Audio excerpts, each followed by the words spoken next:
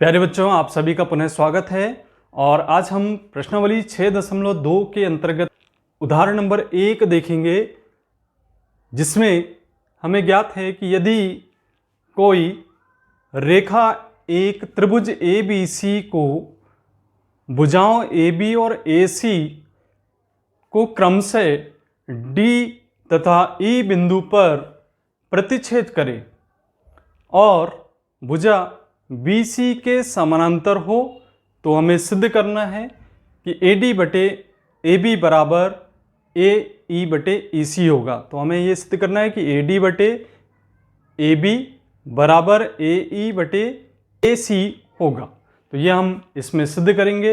सबसे पहले हमें ज्ञात है त्रिभुज ABC में D भुजा BC के समानांतर है, तो यहाँ लिखेंगे हम D समानांतर है BC। और अब इसमें चूंकि थेल्स प्रमेय के अनुसार हम जानते हैं कि त्रिभुज ABC में यदि कोई भुजा उस BC भुजा के समानांतर है, तो इसमें AD बटे DB बराबर AE बटे EC होता है। ये हम थेल्स प्रमेय के कथन के अनुसार जानते हैं। हमें यहाँ सिद्ध करना है AD बटे AB बराबर है AE बटे EC।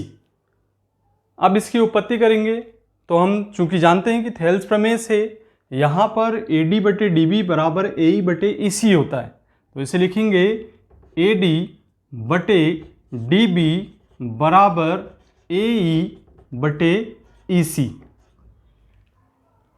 हमें जब ये सिद्ध करना है, चूंकि हमें यहाँ पर AD और AE को बचाना है, तो इसके लिए हम इसको व्युत्क्रम कर लेते हैं, पलट देते हैं। तो इस प्रकार से लिख सकते हैं इसको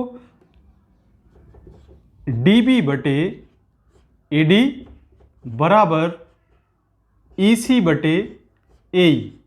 हमने इसको पलट दिए। अब जब हमने इसको पलट दिए हैं, तो इसमें दोनों पक्षों में एक का योग करने पर, तो हम यहाँ पर एक का योग करेंगे।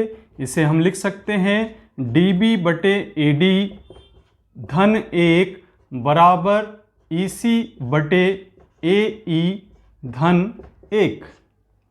हमने दोनों पक्षों में एक का योग किया है, तो यहाँ पे हमने लिख दिए कि दोनों पक्षों में एक का योग करने पर।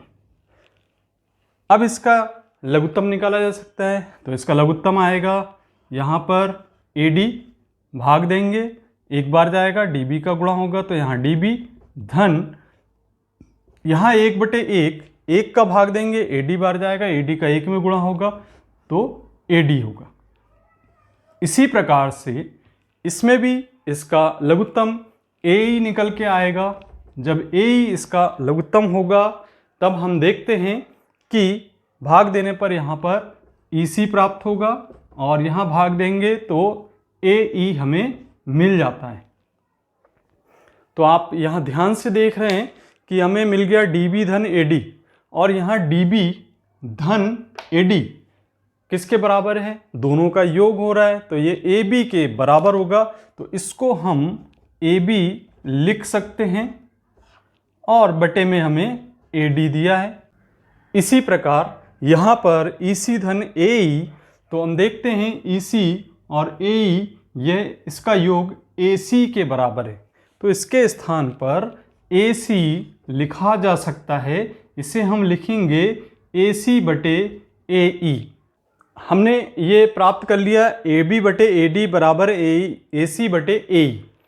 अब इसको पुनः हम व्युत्क्रम कर देते हैं, तो इसको पुनः पलटने पर हम इसे लिख सकते हैं, अतः AD बटे AB बराबर है AE बटे AC। हमें यही सिद्ध करना था, AD बटे AB बराबर AE बटे AC। तो इस प्रकार से यह सिद्ध हो गया।